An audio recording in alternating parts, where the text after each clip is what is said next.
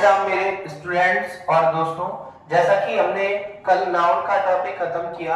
Noun में जितने भी एडवांस बेसिक पी/क्यूज पर डिस्कस किया। कुछ लोगों का क्वेश्चन था सर मॉडल स्टार्ट कर दो, कुछ लोगों ने बोला सर पैसिव वॉइस स्टार्ट कर दो। तो क्या हम लाइन बाय लाइन सारे ग्रामर के जो टॉपिक्स हैं उन पर डिस्कस करेंगे। अब अगर हमें पैसिव पहुंचना है तो उसके लिए पहले टेंस आनी चाहिए, तब हम पैसिव पर पहुंच सकेंगे। तो आज का जो टॉपिक हमने स्टार्ट किया है वो है टेंस। टेंस क्या है? Tense is a form of verb that shows if something happens। Tense क्या है? एक फॉर्म ऑफ वर्ब है जो हमें ये दिखाता है कि प्रेजेंट में, पास्ट में या फ्यूचर में क्या हुआ है। ये टेंस होता है। टेंस के अगर हम टाइप की बात करें तो 3 टाइप्स होते हैं। टेंस के जो अगर हम टाइप की बात करें तो 3 टाइप्स होती है। बहुत सारे लगभग सभी को ये पता होगा। प्रेजेंट है, एंड सेकेंड है पास्ट, एंड थर्ड है फ्यूचर, एंड थर्ड है हमारा फ्यूचर। अब आप लोगों को पता है ये तीनों टेंस और इनके अंदर 4 पार्ट्स होते हैं। मैंने क्या कहा, बिल्कुल बेसिक से, जिसको बिल्कुल भी नहीं आते उसको भी कवर होंगे, जिसको आते हैं उनका एडवांस भी कराएंगे। बेसिक एडवांस दोनों लोगों को ध्यान में रखते हुए हम अपनी क्लासेस को आगे। अगर हम इसकी बात करें तो इसके 4 पार्ट्स, यानी कि हर एक टेंस के 4 पार्ट्स होते हैं, है ना। ये टाइप्स होते हैं और इनके अंदर 4 पार्ट्स होते हैं। अगर हम इन पार्ट्स की बात करें तो यहाँ पर फर्स्ट नंबर पे आता है हमारा इंडेफिनिट, एंड सेकेंड नंबर पे आता है हमारा कॉन्टिन्यूअस।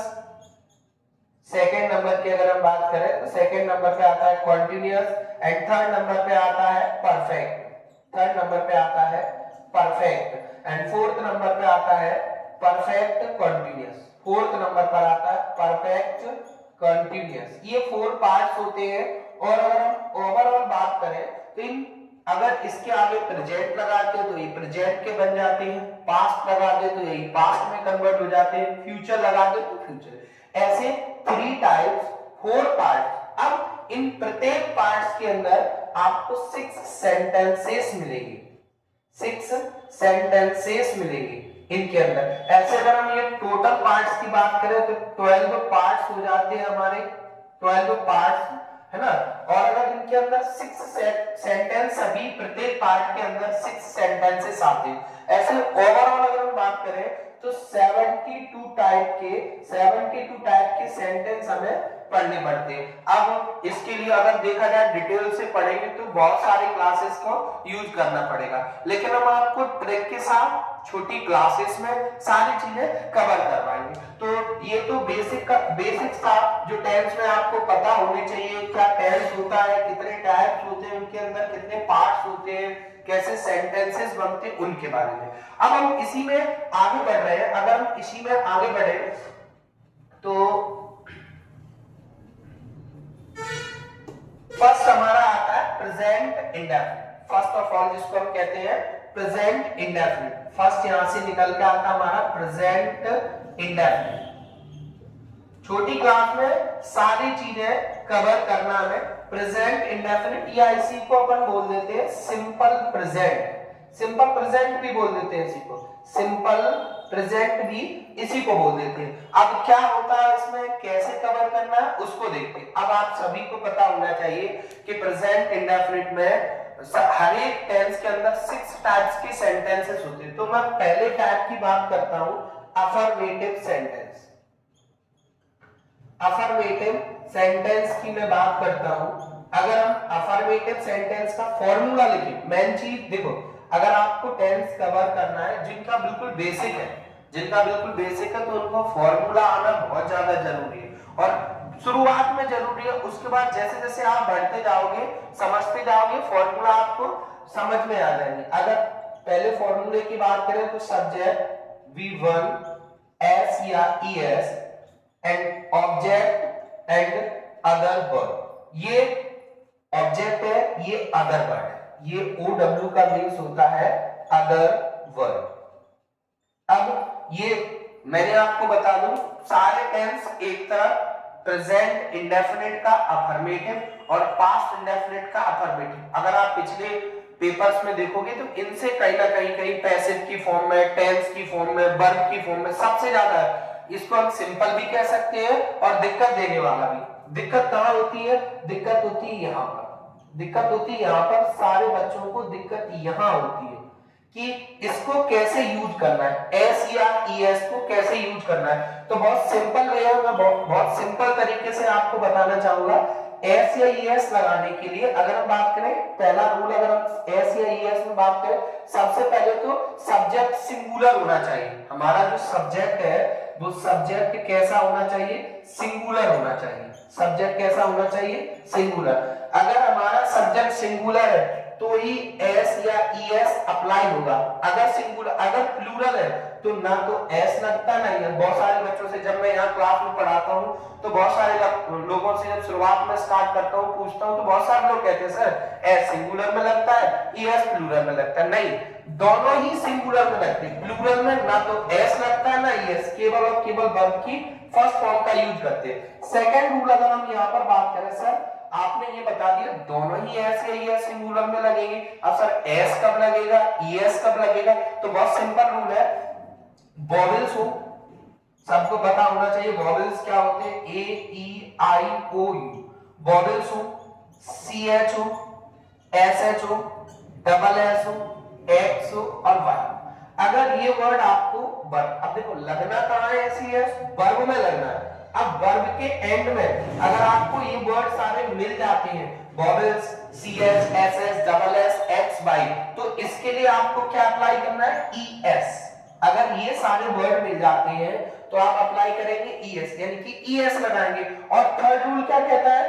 अगर कॉन्सोनेंट्स आ जाते हैं, कॉन्सोनेंट्स यानी कि वर्ब के एंड में कॉन्सोनेंट्स आ जाते हैं तो एस अप्लाई कर लेते हैं। हमें इस तीसरे रूल की जरूरत भी नहीं है। सिंपली अगर ये वर्ड आ जाए तो ईएस, अब इनको छोड़ दे तो बचा क्या रह गया? एस लग जाएगा, यानी कि vowels C H, S S, double S, x, y आ जाते हैं तो ईएस लगता है। इनके अलावा जो कुछ रह जाता है उसमें सब क्या लग जाता है? सिंपल तरीके से समझिए। सबसे पहले एस ईएस क्या कहता है कि सिंगुलर सब्जेक्ट होना चाहिए। सब्जेक्ट हमारा सिंगुलर होगा तब एस ईएस अप्लाई करेगा। अगर नहीं होगा, प्लूरल होगा, तो ना तो एस लगेगा ना ईएस। अब प्रॉब्लम है एस कहां लगना, ईएस कहां लगना?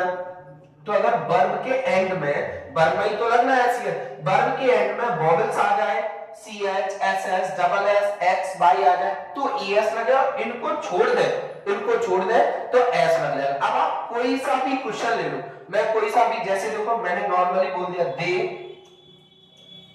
Beep in the class. अब देखिए दे प्लूरल है, आप सबको पता है, और प्लूरल है तो देखो यहाँ एस या ईएस नहीं लगा। लेकिन अभी हम इस दे की जगह कोई नाम लिख दे, मैंने लिख दिया राहुल, मैंने राहुल लिख दिया। अब यहाँ पर हमें एस या ईएस लगाना पड़ेगा। क्यों लगाना पड़ेगा? सब्जेक्ट सिंगुलर है। अब सब्जेक्ट सिंगुलर अक्सर एस लगाएंगे या ईएस लगाएंगे तो आपको पता होना चाहिए पी आ रहा है लास्ट में, और पी देखो इस वाले सेकंड रूल में कहीं नहीं दिख रहा है, यानी कि पे कॉन्सोनेंट है तो हम इसमें क्या लगा देंगे?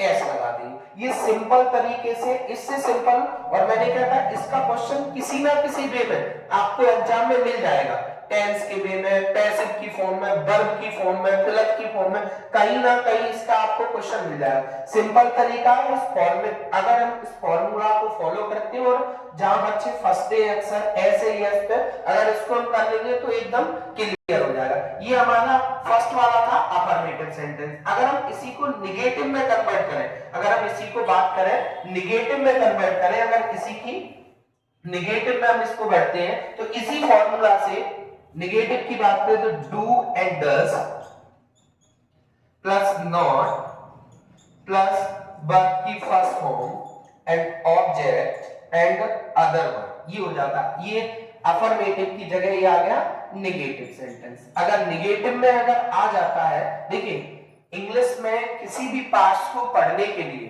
पार्ट्स ऑफ स्पीच और उसके साथ में टेंस, अगर ये दो चीजें आपकी बहुत ज्यादा स्ट्रॉन्ग है तो इंग्लिश में बहुत हेल्प मिलती है, बहुत ज्यादा। टेंस सीबीएसई में क्वेश्चन आंसर वगैरह बनाते हैं तो उसके लिए टेंस होना बहुत ज्यादा जरूरी है। टेंस नहीं आते, मैं कई सारे बच्चों को देखता हूँ बनाने की कोशिश करते हैं, क्वेश्चन आंसर चैप्टर पढ़ा दिया, समझ लिया, बना रहे हैं, लेकिन फिर भी उनके कई वर्ब में दिक्कत हो रही है, क्या है हेल्पिंग वर्ब में, और उसकी वजह से हमारे मार्क्स कट जाते हैं। तो नेगेटिव की बात करें, सिंपल अभी जो मैंने क्वेश्चन लिखा था, राहुल बीट्स इन दी क्लास, ये क्वेश्चन अब इसी को पेपर में बोल दिया गया कि निगेटिव में कन्वर्ट करो, जो कि एमपी बोर्ड में आ जाता है, निगेटिव में कन्वर्ट करो। निगेटिव में कन्वर्ट तो सिंपली है, फॉर्मूला को फॉलो करेंगे, राहुल डू डज, डू लगता है प्लूरल सब्जेक्ट के साथ और डज लगता है सिंगुलर सब्जेक्ट के साथ। तो यहाँ पर राहुल सिंगुलर है तो डज का यूज कर देंगे, डज के साथ नॉट लगेगा क्योंकि डज नॉट नेगेटिव सेंटेंस है।